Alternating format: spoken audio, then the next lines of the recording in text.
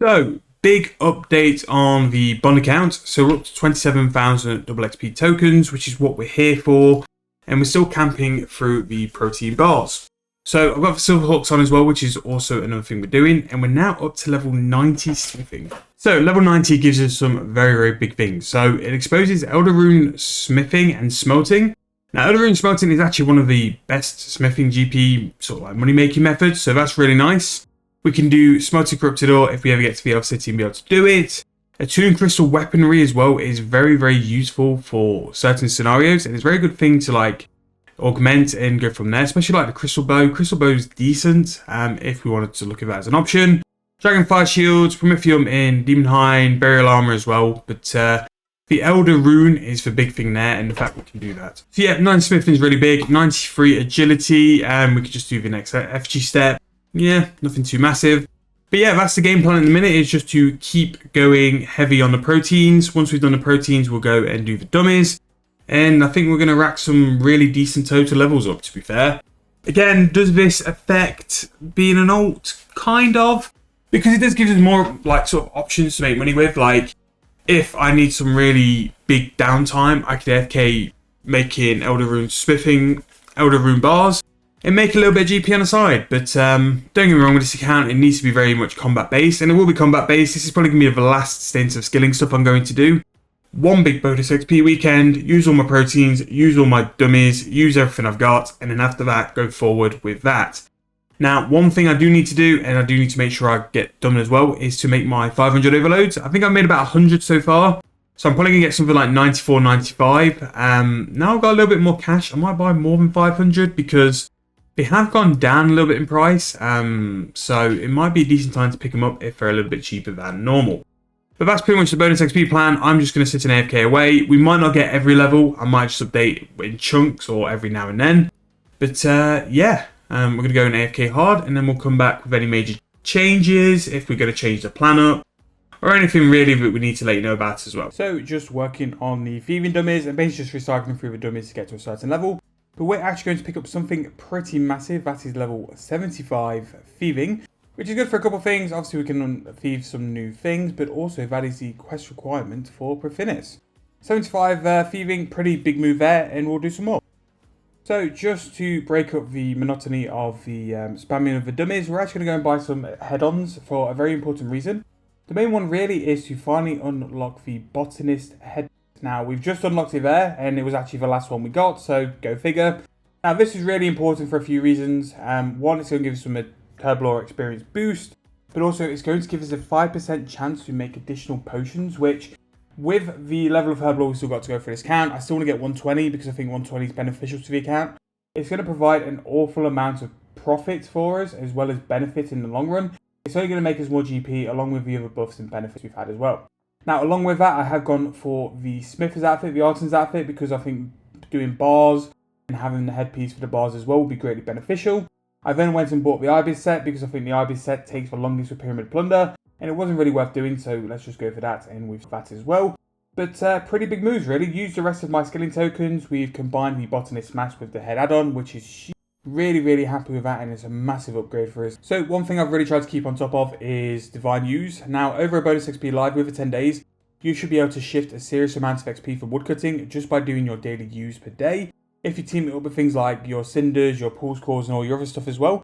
I'm about to go and get another woodcutting level. We are working towards level 80 so we can get the Imicado hatchet.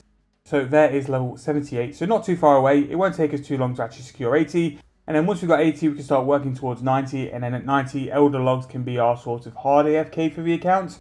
And we can just start making big progress there. But yeah, pretty decent. And one of the real things which is the benefits of bonus XP live is the ability to get serious XP from your divine locations. So it's been a little bit of a while since we've actively played the account. So I'm just doing a little bit of admin now. So basically this is Saturday and the Thoks event ends on Monday. Now, the Thoks event is very, very good for this account for a couple of reasons. One, the automatic aura refresh is very nice. The ability for hour-long overload dose, really good.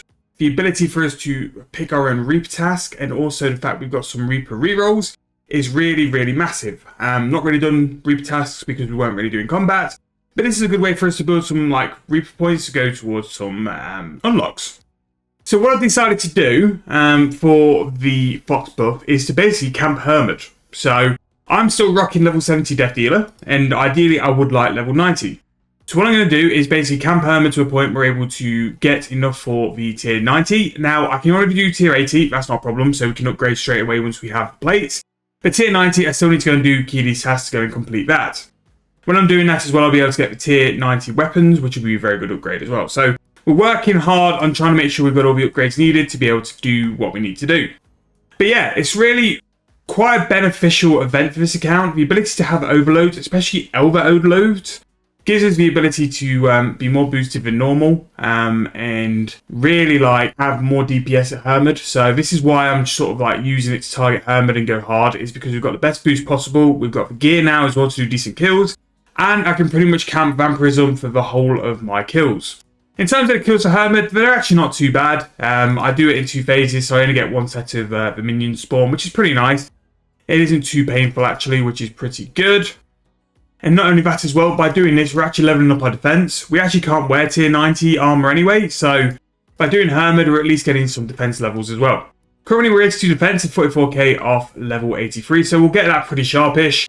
Once I hit 90 defense, we'll probably work at getting 90 on necromancy, because I think it's time now for us to start moving and getting some serious levels. But something like this, even though I need to catch up on clips and catch up on the videos as well, I know it's sort of been a bit past dated. The past couple of releases have had stuff related to Christmas, and it just basically isn't good. So we're going to try and get the videos out as soon as possible, and I did say I wasn't going to play the account. A weekend of Thoks buffs was a bit too much for me to turn away. So currently I am forcing Hermit Reaper tasks. So you'll see we'll get some Reaper points once we've finished the task, and a little bit of XP as well. The downside is I'm probably going to get some Slayer levels, because we're going to do some Reaper Slayer, which, don't get me wrong, we're not going to get massively high Slayer, and I just need to start doing questing after this weekend, and then we can actually start doing Slayer, which I am very much looking forward to, because there really is only so much skilling you can take, especially like the amount of skilling we've been doing. I think now's the time to go into combat, especially with the changes in combat as well. It would be really good to see how different all the combat styles are with lower levels, and yeah. But I kind of want the necromancy gear sort of ticked off, and if I can do it this weekend, it'll be a massive, massive boost. But yeah, this is pretty much how my Hermit kills goes. Nothing too bad, although this is the first 2 phases I've had for a little while. And there we go. Again, Death Dealer for the ability just to kill a little bit early is really nice. But there's some more Pure Essence. As you can see, I've not had any plates since we started doing this, and 1 more Hermit for us to reap before doing our task. So the benefit of Thoks buffs is not only you can pick your Reaper task, so we can actually just sit and force Hermit.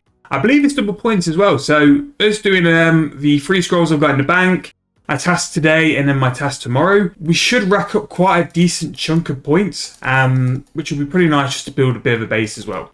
Now, if we fly through Hermit on this weekend, my feeling is I want to go and do some Zami. Subjugation pieces are 7.2 mil each, and I still think that's a really, really good price. And I think we can go and cash in a little bit there, make a little bit of GP for the account, because that's what we're always trying to do. But not only that, get some serious trading XP in as well. So, yeah. That's pretty much the plan for this weekend for me. You'll see plenty of clips. Hopefully a nice little pet drop from Hermit. Really nice little pet. Here's the stats. Nothing too much since the last couple of clips. So finished the Reaper task. 51 Slayer from that. So we're able to do Phoenix within Pyre Need. 14.5k Slayer XP and 30 Reaper points. So what we can do now is use one of these Soul Reaper refreshes and just unlock that. And then by doing that, we can go visit Death Office, and we can also then go and take a pic of our brand new Reaper assignment. So pretty good, pretty good. Get task, and it'll let us pick. So we're going to go back and do wherever he is. There we go, Hermit.